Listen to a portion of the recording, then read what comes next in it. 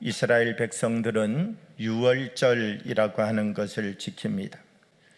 그럼 이 유월절에는 어떤 일을 하느냐라고 하면 이 유월절 기간에는 무교병을 먹고 쓴 나물을 먹으면서 자기 집이 있는데 자기 집에서 나와서 강야에서 천막을 치면서 생활을 하게 됩니다.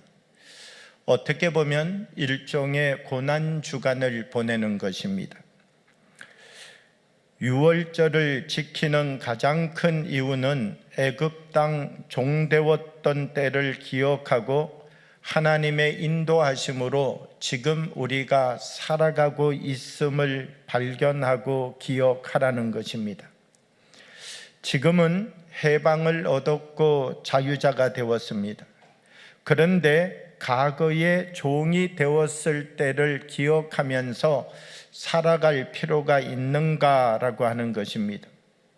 그런데 하나님은 지금은 자유자로 살아가고 있지만 과거의 종이 되었을 때를 기억하라는 것입니다. 왜 과거의 종이 되었을 때를 기억하여야 되느냐라고 하면 우리는 종으로밖에 살 수 없었지만 하나님이 우리를 인도해 주시고 하나님이 우리를 붙잡아 주시고 하나님께서 오늘 우리 가운데 함께하여 주셔서 지금 우리가 이와 같은 삶을 살아가고 있음을 기억하라는 것입니다. 매년 유월절을 지킬 때마다 하나님을 기억하고 하나님의 인도하심을 기억하는, 그리하여서 하나님 중심의 삶으로 회복되어지는 은혜를 누리라는 것입니다. 오늘 우리는 고난주간을 맞이합니다. 이 고난주간을 지키는 의미가 무엇입니까? 고난주간으로 돌아가면 다시 예수님이 십자가에 못 박히시고 또 예수님이 십자가를 지시고 예수님께서 죽으시는 사건이 우리에게 중요한 것입니까? 그렇지 않습니다.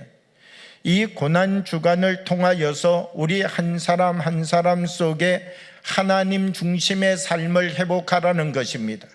어떤 절망이 있더라도, 어떤 고난이 있더라도, 세상 속에 있는 어떤 어둠이 있더라도 이것이 끝이 아니라 하나님이 인도하시는 부활의 생명이 있음을, 하나님이 우리를 인도하여 주시는 하나님의 거룩한 은혜와 새 생명의 역사가 있음을 기억하고 한 사람 한 사람이 이 고난의 주간을 통하여서 말씀을 중심으로, 하나님을 중심으로 주님이 우리에게 베풀어 주셨던 은혜를 다시 기억하면서 말씀을 중심으로 회복하는 삶의 자리를 향하여 나가라고 하는 것이 고난주간 우리에게 허락하여 주신 하나님의 목적이고 의미임을 우리는 먼저 알아야 된다는 것입니다. 오늘 본문은 예수님은 죽음을 준비하고 있습니다. 그러면서 제자들에게 이야기합니다. 예수님이 제자들을 모아놓고 세상의 사람들은 나를 누구라 하느냐 이렇게 질문하였더니 어떤 제자는 엘리야라고 합니다. 어떤 제자는 세례 요한이 살아서 돌아왔다고 말합니다. 어떤 제자는 세상의 사람들이 선지자 중에 하나라고 말을 합니다. 그런데 베드로라고 하는 제자는 주는 그리스도시요 살아계신 하나님의 아들이시니이다. 예수님이 그 말씀을 듣고 바요나 시몬아 너가 복되도다 말씀하시고 너의 이 신앙의 고백 위에 내가 교회를 세우겠다. 그러면서 이 베드로에게 천국의 열쇠를 준다고 이야기하였습니다. 얼마나 베드로의 믿음이 아름다워 보였으면 예수님께서 이 베드로의 신앙 고백을 듣고 난 다음 예수님이 앞으로 가져야 될 모든 일정에 대하여서 오늘 이 자리에 말씀하고 있는 것입니다.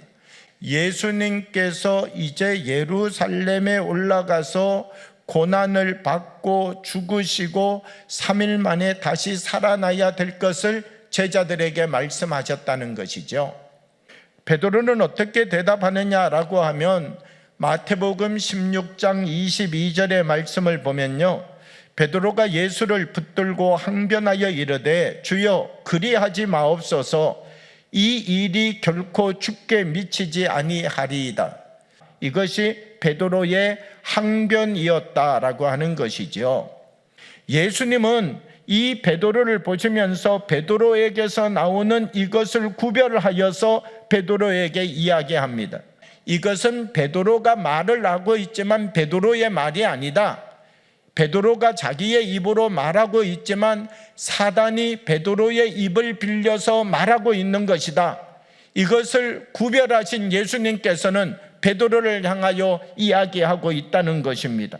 어떤 것이 하나님의 것이고 어떤 것이 하나님의 것이 아닌지를 베드로에게 다시 가르치시고 말씀하여 주고 있다는 것이죠. 우리 안에도 나의 힘인 줄 알았는데 나의 것이 아닌, 주님이 내게 주신 힘인 줄 알았는데 주님이 내게 주신 힘이 아닌 또 다른 감각과 힘이 우리 안에 기생하고 있는 것은 아닌지, 이것이 내 것이 아닌데 내 것처럼 내게 붙어서 하나님의 생각을 육체의 생각으로 바꿔내고 하나님의 도구에서 육체의 도구로 나의 눈과 나의 삶의 수준을 낮추어 가도록 만들어내는 것이 우리 안에 있는 것은 아닌지 영적 분별의 힘을 가져야 된다는 것입니다.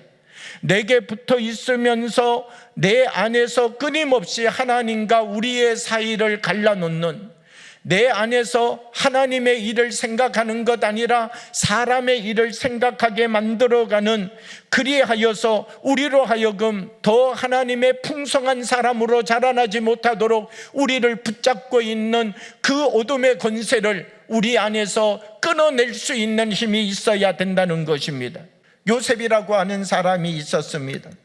17살의 노예로 팔려갔습니다. 형들이 자기에게 그려준 그림이 있습니다. 노예의 삶을 살 수밖에 없는, 자기에게 주어져 있는 이 결박되어진 자기 세계가 있는 것이죠. 그런데 요셉은 삶을 살아가면서 자기에게 주어져 있는 이 삶의 자리에서 지금 눈을 들어서 형들이 그려놓은 그림을 보는 것 아니라 하나님이 그려놓은 그림을 바라보고 있다는 것입니다. 그럼에도 불구하고 요셉이라고 하는 사람은 형들이 만들어 놓은 그 플레임대로 생각하고 삶을 사는 것 아니라 하나님이 자기에게 주시는 말씀대로 자기를 맞추어 삶을 살아가기 시작하였다는 것입니다.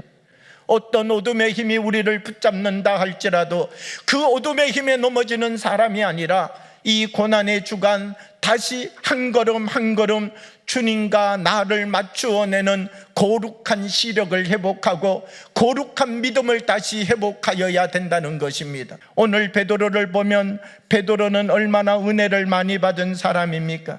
그런데 유혹은 은혜를 많이 받은 사람에게도 찾아온다는 사실을 기억하여야 된다는 것입니다. 은혜를 받고 기적을 체험하였지만 이것이 중요한 것이 아니라 우리가 다시 하나님 말씀 앞에 서서 내 안에 주님의 힘이 아닌 다른 힘이 내 안에 살아서 꿈틀거리는 것이 있는지 우리의 중심을 다시 들여다보고 우리 한 사람 한 사람을 하나님 말씀 가운데 세워가는 은혜의 힘을 회복하여야 된다는 것입니다. 나의 생각으로부터 다시 말씀의 자리로, 내가 서 있는 나의 자리로부터 주님이 서 계신 자리로 우리의 발걸음을 옮겨갈 수 있는 사람이 되어야 된다는 것입니다. 오늘 우리들이 이 고난의 주간 주님이 걸어가신 십자가의 길을 걸어가려고 합니다. 내 발걸음으로 주님이 걸어가신 길을 맞출 수 없습니다. 주님이 한 걸음 옮기면 나도 한 걸음 옮기고, 주님이 한 걸음 옮기면 또 나도 한 걸음 옮겨가고, 내 속도와 다를 수 있습니다. 나의 폭폭과 다를 수 있습니다. 내가 원하는 방향과 다를 수 있습니다. 그러나 주님을 따라간다는 것은 내가 주님께 맞추는 것입니다. 우리는 끊임없이 주님 앞에 와서 주님 나를 맞추어 주십시오, 내 속도에 맞춰 주시고 나의 행동에 맞춰 주시고 내가 원하는 것을 내가 원하는 속도로 내가 원하는 장소에서 내가 원하는 방법으로 주님이 채워주시기를 원합니다라고 말하지만 주님은 우리에게 묵묵히 자기 십자가를 지고 나를 쫓아오라고 말씀하십니다. 너게 맞추는 것으로부터 역사가 일어나는 것 아니라 너가 나를 맞추는 것으로부터 하나님의 역사가 일어난다는 것입니다.